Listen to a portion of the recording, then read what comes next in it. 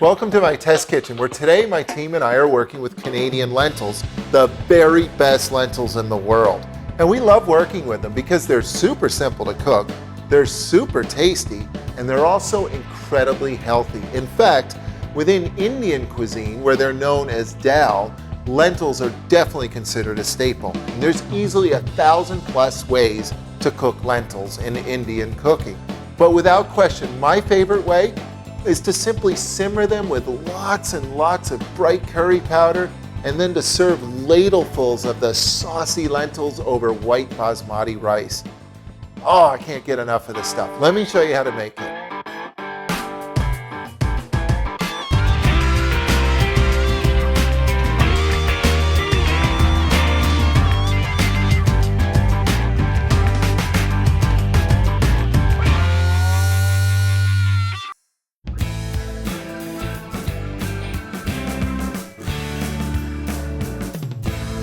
Here's everything you need to make a batch of fragrant curried lentil dhal, which can be made with any one of the 4 major lentils, with Tbsp French lentils, with beluga black lentils, with standard green lentils, but we tend to make dhal with red lentils because red lentils are split and they don't have an outer protective coating, a shell of sorts. That's why they cook so quickly. They break down into a mush very easily, and that's kind of what we're looking for. Begin with butter, with lots of butter, with say 4 tablespoons or so of butter. But not just butter. Indian cooks use ghee, a type of butter.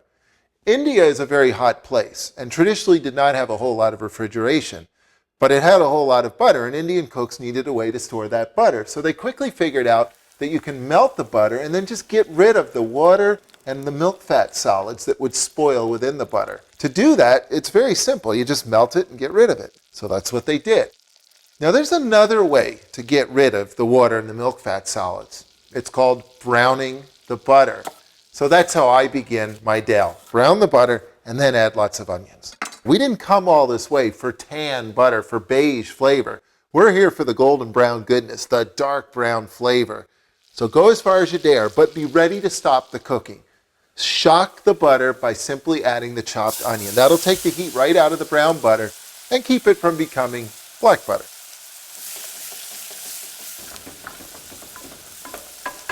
Now at this point you've got lots of brown butter flavor, but you might as well go for brown onion flavor too. So be patient.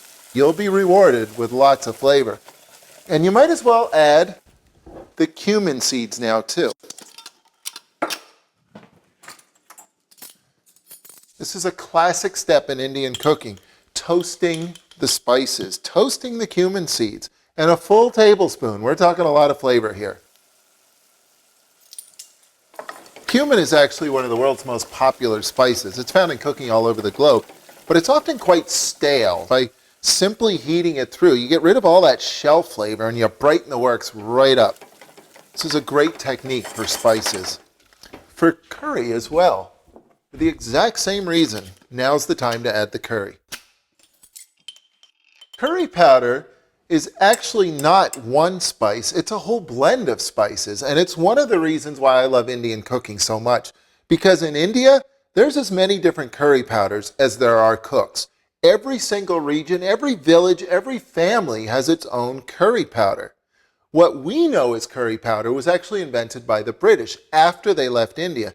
After they left India and missed all the flavors they left behind, this is what they came up with, a sort of standardized Western blend that we know as curry. It includes things like turmeric, and that's where most of the yellow color comes from, and fenugreek, and ginger, coriander, cumin, cinnamon even a little bit of mustard.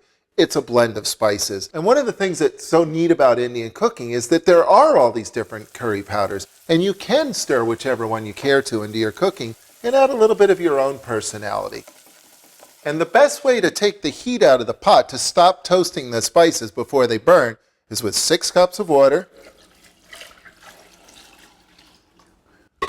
and 2 cups of red lentils. And remember that 3-to-1 ratio. That's the standard ratio for cooking lentils. Now there's no lack of flavor in this pot, but feel free to add a little bit more if you like. How about some frozen ginger, which is the single best way to get ginger into your cooking. Freeze it rock solid and then grate it with a microplane grater. Look what you get. As I said, there's plenty of flavor in this pot already, so think of the ginger as optional. Add as much or as little as you like. All you have to do is simmer the works until the lentils soften, which doesn't take very long at all. Maybe 10 minutes for those red lentils to break down into a sauce-like, gravy-like mush. Perfect for ladling over rice. Now, if you're really into smooth, feel free to puree the works. Dump the whole thing into a blender or hit it with an immersion blender, smooth away, or not. I usually skip that step and go straight to the table, with rice, of course, because, well, red lentils just break down naturally into mush. They work just fine. The rice of India is basmati. It's a very fragrant rice, and Indians are so passionate about it that they actually vintage date it. There's particular years that they believe that the very best rice was grown. Either way, basmati is a great choice, and if you don't have basmati, any white rice is fine to serve with dal. From a timing perspective, this dish couldn't be simpler.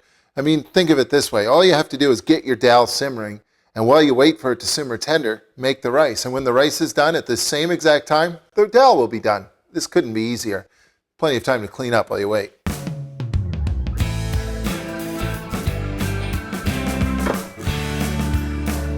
Another nice thing about rice and dal is that you've got a legume here, the lentils, and the rice is a grain. And together, a grain and a legume form a complete vegetarian vegetable protein.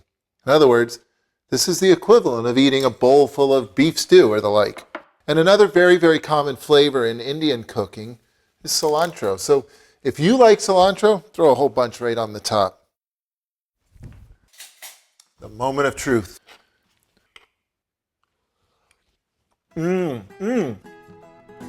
Bang! All that curry, all that ginger, it just hits you hard. I love this intense flavor. And the lentils are the perfect way to carry that flavor. Curried red lentil dal with white rice. Hey, today's lentils. Get them on your table.